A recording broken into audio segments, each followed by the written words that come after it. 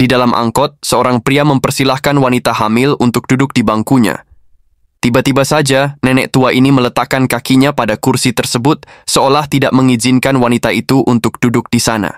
Pria ini menegur nenek itu agar tidak melakukan hal tersebut, namun nenek ini malah duduk dan mengatakan kepada pria di hadapannya bahwa dialah yang lebih berhak duduk di bangku itu dikarenakan usianya yang sudah tua, sedangkan wanita ini masih muda dan memiliki kekuatan untuk berdiri lama. Tak lama, nenek ini menaikkan kakinya di atas koper, lalu ia menggaruk menggunakan tangan dan meletakkan tangannya yang kotor tadi pada hidung. Orang-orang yang berada di dalam angkot itu merasa jijik melihat perbuatan nenek tua. Pria ini meminta maaf atas tindakan nenek tua yang tidak sopan. Dengan wajah penuh kelembutan, wanita ini tidak mempersoalkan hal itu.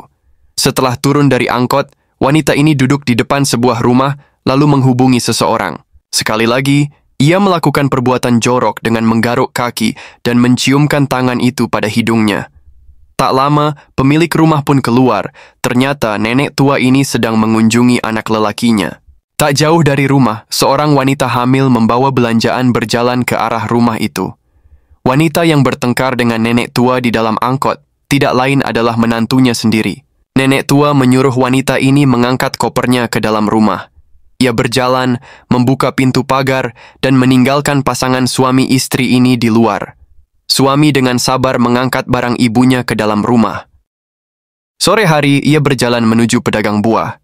Nenek ini menawarkan jeruk kepada menantunya sambil memberitahu khasiat jeruk ini untuk wanita hamil. Tak disangka, nenek tua ini malah menghabiskan jeruk dalam jumlah banyak, kemudian meletakkan sampahnya tepat di depan meja pedagang itu.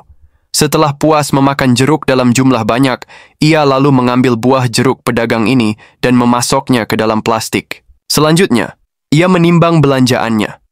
Saat akan melakukan pembayaran, nenek tua ini berpura-pura jika ia meninggalkan dompetnya di rumah. Ia meminta menantunya untuk membayar jeruk yang ia beli di rumah. Nenek tua ini kembali memakan jeruk dan membuang sampahnya hingga berserakan di lantai. Tentu saja hal ini menambah pekerjaan menantunya yang tengah hamil. Bukannya minta maaf, nenek ini malah memarahi balik menantunya. Saat beranjak dari tempat duduknya, tiba-tiba wanita tua ini tergelincir hingga jatuh.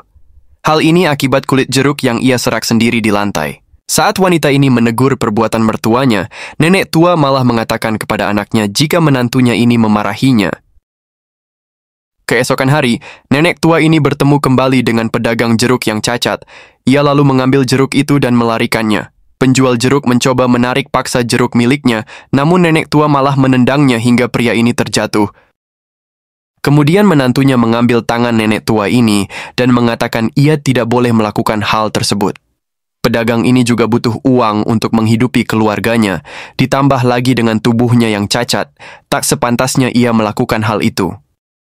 Namun nenek tua ini malah semakin marah. Ia mengambil handphone dan menelpon anaknya. Ia mengatakan jika menantunya kembali menyiksa dirinya.